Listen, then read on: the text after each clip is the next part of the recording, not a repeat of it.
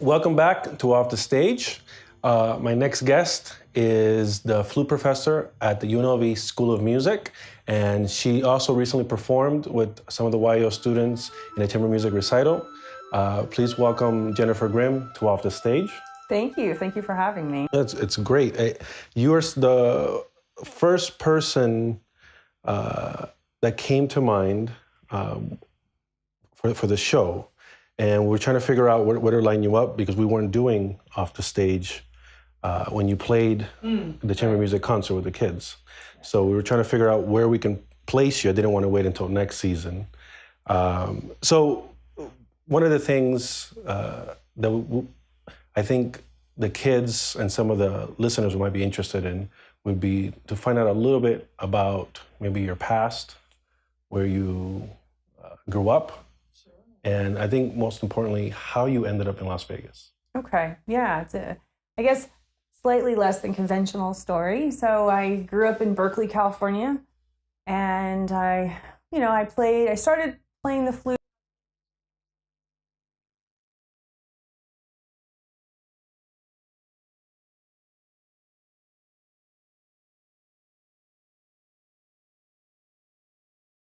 like, I'm going to be a musician. Like, that was never my route when I was young. So of youth orchestras in the Bay Area, and I really enjoyed music. It was really fun for me. But again, I was really academically minded, and I was thinking of music as a great extracurricular for my college applications. Right. So I ended up, I went to college not with the idea of not majoring in music. I actually was a pre-med major. And so I did my undergrad at Stanford University, and it's a fantastic school, but it's not necessarily known for music. I went because I was pre-med. And so after, I say about a year and a half of studying pre-med and taking flute lessons, playing in youth orchestras, I had one of those aha moments, and it was while I was studying for an organic chemistry final. I was thinking to myself, can I really see myself down this route when all I want to be doing is playing music? Right. So I thought really long and hard about it, and I decided to change my major midstream. So it might have been organic chemistry that was the catalyst, but it's been something that I've been thinking about for a long time. I really loved music. It was never really professionally what I wanted to do, but I loved it so much. I just said to myself, well, why not try, right? Yeah. So I finished Stanford. I ended up majoring, did a double major in music and psychology. But music degree at Stanford is not a performance degree, so I mostly studied music history and music theory, and it was really great background for me, but it wasn't performance related at all. And I told myself, okay, if I can get into a really good grad school, then let's just see what happens. And so I studied, practiced so hard, and ended up getting into Yale. So I got into the Yale School of Music, and I said, well, let's try it out. So I went to Yale for my master's and ended up staying for my doctorate, and moved from New Haven, Connecticut, where Yale is. I moved from New Haven to New York to sort of, try to make it in New York, as one does when you're young and out of school. So I was still finishing my doctorate, but I was, I was done with my coursework. I moved to New York City. I had a couple of really exciting gigs lined up, and I met a lot of really influential people. It was really a really wonderful period of time for me. That was really where my love of chamber music really evolved, at Yale and also in New York. A lot of times when you kind of start out in music, you kind of are a little aimless and you needed some goals. And so I started a chamber group myself, and I joined another group that was already forming. And so I kind of got a chance to see what it was like to live in New York and do a little bit of the freelance scene. But then I received my doctorate. My real goal was to get a job in academia. That was my goal. And I think about 4 years after I got my doctorate, this job opened up at UNLV, and I was very fortunate that I got the job. And so I've been here I moved here in 2007, so I've been here 10 full years. That was the year that I moved out. Oh, that's why we like ships passing in the night. So right, I never met you, but I came right as you were leaving. So yeah. So it's been a while that I've been here. That's interesting. I wondered how you ended up in New York, because I do remember reading that you went to Yale. Yeah. And I thought maybe she studied at one of the New York schools or something, but I didn't see that. So it's right. I mean, New Haven was an hour and a half away. It's close, yeah. My teacher performed in New York, and I ended up playing a couple of concerts with the Lincoln Center Chamber Music Society. Okay. So that was sort of a little bit of an in, and it was kind of the natural place to go for someone starting out, since I was so close. A lot of people I knew were there. So. Makes sense. It's interesting you say that about this deciding to go into music. It sounds like that was pretty late. Yes. Yeah. Because we have students who maybe are now finishing high school, and they still don't know what they want to do, and it's difficult. Right. But it's good to hear you say that, because here's someone who has had a lot of success, who didn't go necessarily into music right out of high school, right, and then later on kind of changed. So yeah, I know I have friends who, parents played music, and their sister and brother played music, and like music was like their destiny, and that definitely wasn't me at all. And I grew up in a relatively strong cultural environment in terms of like the presence of classical music. There was a lot of classical music where I grew up, but there was never the drive. I never felt that drive. Only when I was in this youth orchestra based in San Francisco, where I actually met a lot of students who were studying at the San Francisco Conservatory. Okay. Then I kind of really felt that drive about people who were so passionate about music. And I just said, wow, it might be too late, but I'm just going to try. And, and I ended up probably working really, really hard, probably harder than my friends who knew from the age of 2, that they're like going to be musicians. But for me, it was a mature decision, and I was really prepared to do whatever it took to get to be successful in whatever way that was for me. So. Yeah. So you said you were looking for a job in academia. So tell me a little bit about that. You're in New York. Yes. And you're playing with some really great musicians, I'm guessing, Lincoln Center and things like that. What did you do? You start looking online, or you start looking... Well, if you want the real story? Yeah. So I worked at Starbucks. A lot of my students know this. So I got my DMA from Yale University while I was working at Starbucks, probably 20 hours a week. Wow. So that was how I was making my living. Okay. And trying to get teaching jobs in New York, which is very difficult, but you start up at, different after-school programs. So I taught at a few after-school programs, but what really helped was just playing with other professionals in town, even though I didn't play for very much money.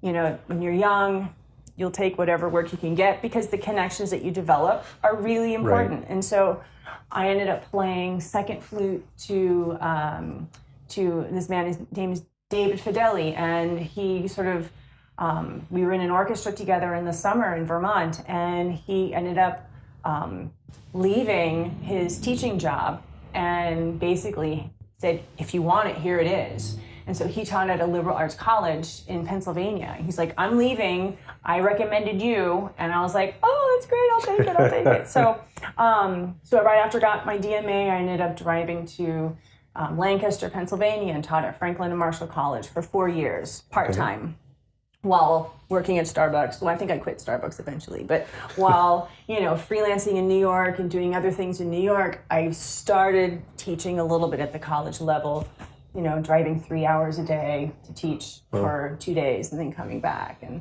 that kind of opened the door for the UNLV job. It's like, got me a little bit of that experience. Yeah, you had the experience to at least qualify for that. Or... Yeah. I mean, it's rare for a job like UNLV to hire someone straight out of school, but having a little bit of that experience really helped. Even though some of the students were phenomenal. None of them were music majors, but some of them were really, really talented. And so in a way, I related to them because I also wasn't really a music major for a long time. Right. So it was really fun to teach these really smart liberal arts college kids and, you know, kind of get away from the madness of New York. And like the school is in Amish country. And so it was like, I disappeared for a couple of days and just kind of got energized. And I really enjoyed teaching. And then I come back to New York and like everyone's like stressed. You know, I kind of did the double life for a while. But I was waiting for a big job to open up, and you know, this one was perfect for me.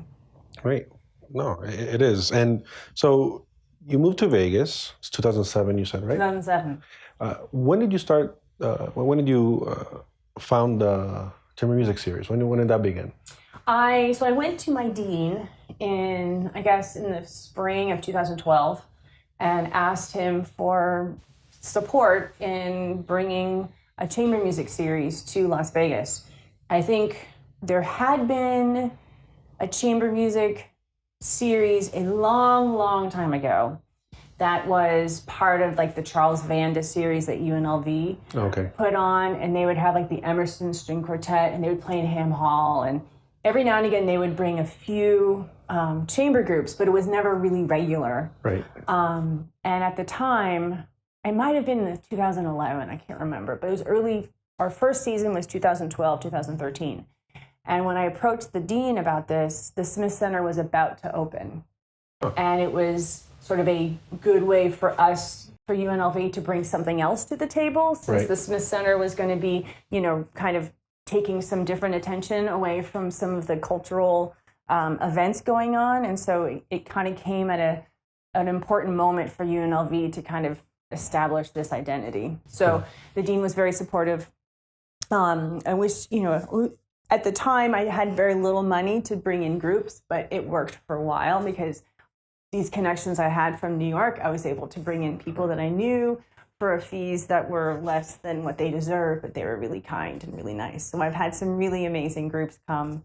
And so our first season was fall of 2012. I brought in 3 preformed groups and then organized a concert of just faculty performers. And ever since, it's been about 2 invited groups and 2 to 3 faculty concerts ever since. It's been 6 years now. 6 years, nice. Mm-hmm. Yeah, I don't recall, you know, I grew up in Vegas. Yeah. I don't recall ever seeing a chamber music series when I was a kid. It might have been just sort of folded into the Charles Vanda series. They would have a few chamber music groups, or it might have been so isolated at UNLV that maybe the outside community might not have really been aware of. Yeah. That's a problem that we have in Vegas. And, you know, we both are trying really hard to... That's tricky. It and is. That was something in the first video of Off the Stage that was brought up, where I was in Toronto when I did my undergrad and my graduate studies. And that was a city where there was a magazine called The Whole Note, and you could pick up that magazine. I think it was released every 2 weeks or once a month or something, but it would cover all the events that was happening. And you know, you would, it was crazy because you would look at one date and you could see 7 to 10 events happening, where there was a Baroque concert, a quartet concert, a woodwind quintet or whatever. There were so many things happening, and we don't really have that. No. And it's tricky because we kind of were thrown into, how can I explain it? We revolve around what's happening on the Strip, if that makes sense. Yeah. And that's what makes it tricky, where we do have this great community out off the Strip, but how do we, you know, connect that?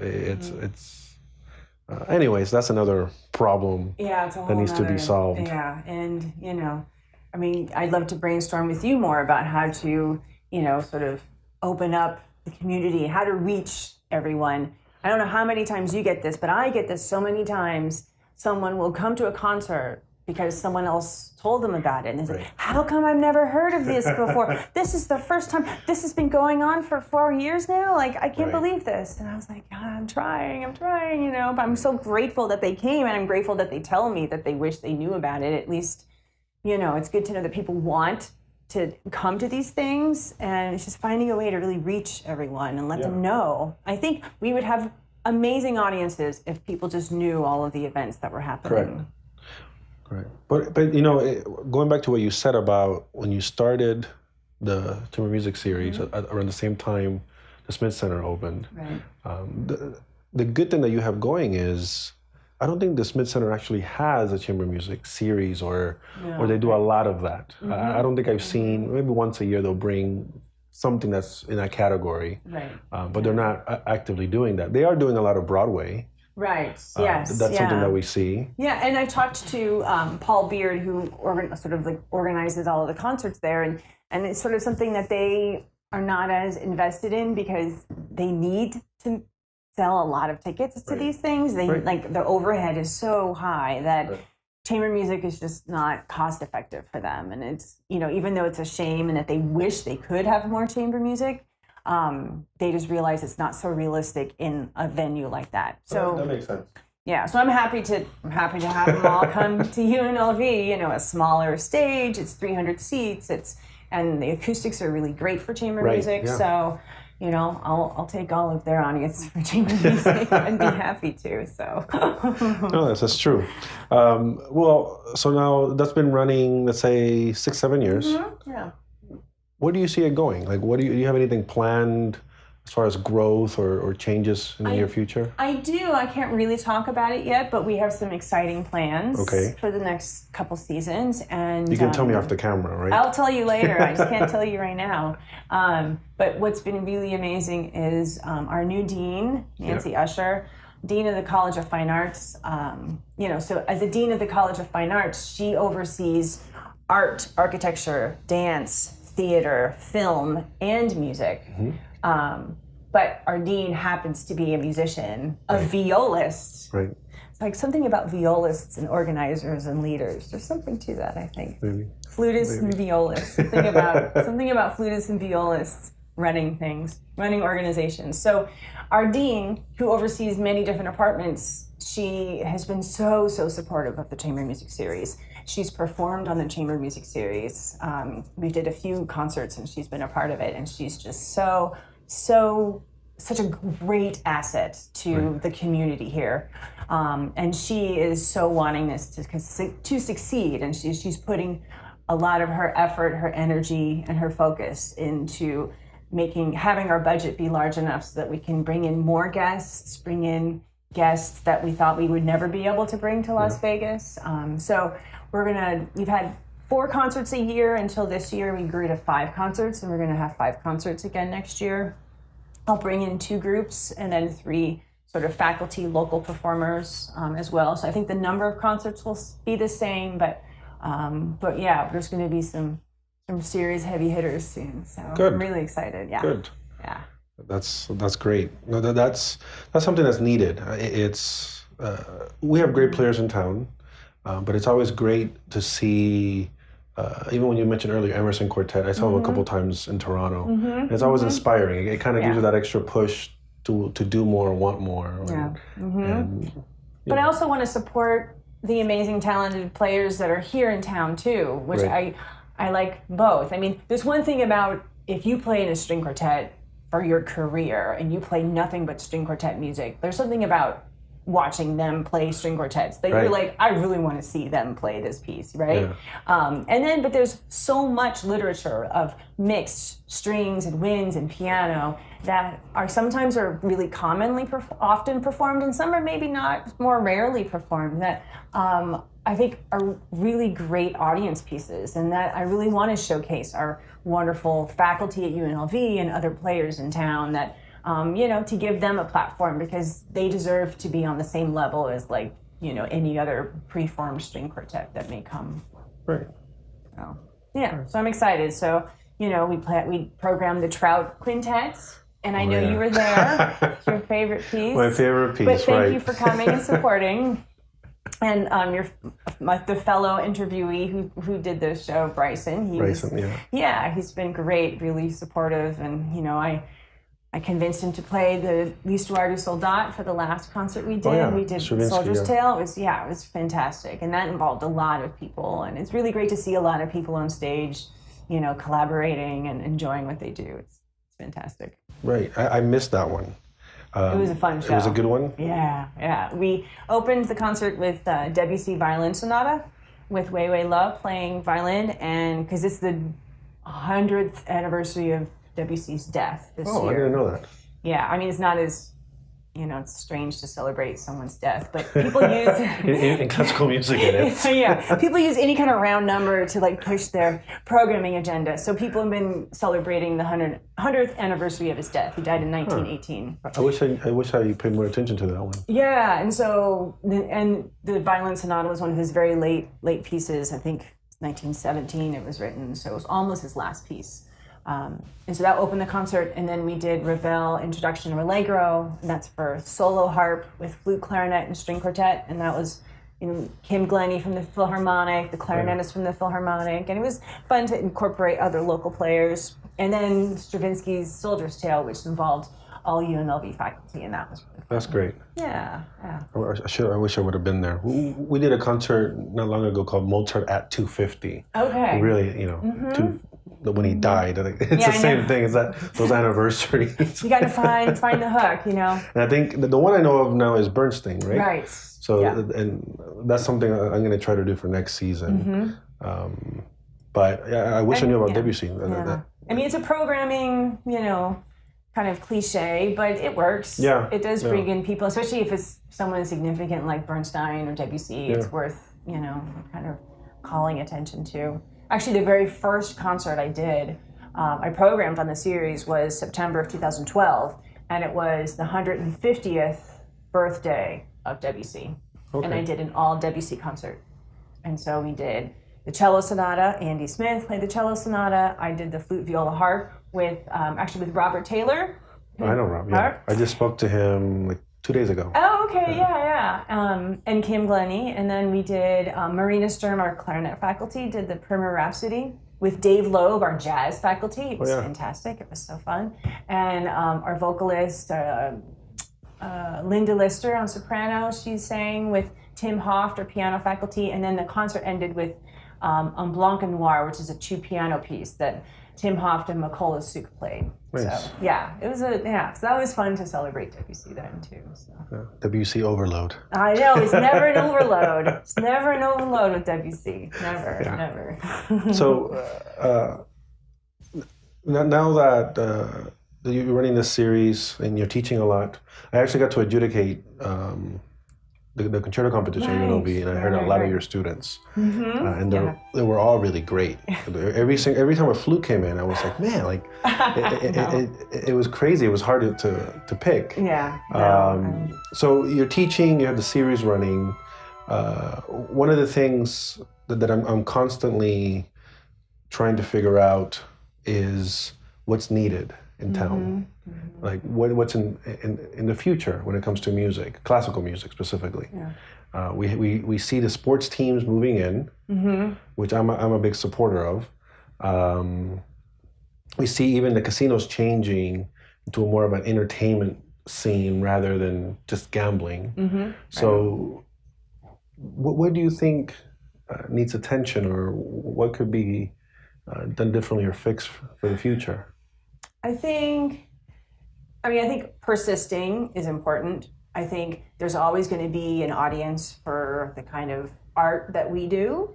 I think there could be ways to broaden our audiences more. I don't know if I want to go as far as sort of commercializing what we do so much, but somehow expanding our reach. I know you've done some of that with bringing in sort of popular music artists, the orchestra concerts. Yeah, I try to. I call it bridging classical music with other art forms, or it's they relate in some way. You can sort of have a classical artist with a rapper or whatever. I mean, it works. Yeah. And that way, for me, it's a way to tap in to someone else's audience too, who might not really be interested in classical music, but might see the relationship and say, hey, maybe I'll come to a Debussy concert. Right. You never know. You never know. And I think providing a really great experience is really important. So, I think millennials or, anyone that has resources would be willing to spend some money to go to a concert if it's a really good concert, And I think we could find a way to reach these new audiences, because right now, the audiences that come to my concerts are, your standard classical music audiences. They are retired UNLV faculty and, and music lovers and musicians, current and former musicians that come, and students come. But I'm looking for sort of non-musicians and people who are kind of discovering this music for the first time. Like, I think if people came to hear The Soldier's Tale and hadn't any kind of preconceived ideas of classical music, they'd be pleasantly surprised. Yeah. It's not like this fuddy-duddy music that the stereotype is. And so I think of finding a way of providing an experience for younger viewers. I know that the Las Vegas Philharmonic is doing this sort of Symphony Under the Stars. And I've seen that. Yeah, and so that's another way of reaching out to people. Like, they're going to be at the Tivoli shopping mall, and so they're going to be there anyway, and they get a chance to just enjoy some music, and they get to be sort of enlightened and like discover music that they wouldn't have thought that they'd like before. Right. And so it's sort of nice to bring this music to them. And I think providing experiences for people, I think, is one way to go, possibly. Yeah, that makes sense. Mm-hmm. But it's funny when you open the door to the usual classical, like the standard classical music lover. Mm-hmm. What is it about classical music that draws retirees, or I want to say older generation? Yeah. Why is that? I guess it's considered more high art, I suppose, or I think it's something that they've grown up on in their tradition, when they were young, and so now we have to do the same to the next generation. And I think there's too many distractions with the current generation, that they aren't getting the music lessons that all of their parents did when they were, their age. That could be part of it. I think we need to do a lot more to attract younger audiences, and I think music schools need to do more to educate our graduates into educating and reaching out to these audiences and getting them to come to concerts. Because I'm teaching all of these amazing flutists, but they're going to have no jobs, to go to when they graduate. And so, and it's a little bit our doing. We're doing this, I'm graduating all of these students, and I'm also taking part in, not allowing their careers to flourish because I'm not doing anything to have music, subsist after this. So right. I feel like I could be doing more. I think we all could be doing more in trying to, reach out to younger audiences. And I think, providing experiences, getting away from the concert hall. I know in New York, they've been doing a lot of really successful chamber music concerts in bars and restaurants. I think that's really interesting too. Take away the stigma of like the fuddy-duddy, buttoned up kind of thing. And so playing a concert in a bar could be really exciting too. Yeah. So there's a few things that I think need to be done, could be done. But it takes a village, takes like many, it takes you doing all the things that you're doing. It takes, me, it takes everyone that works in this community working together. I think that also really helps too.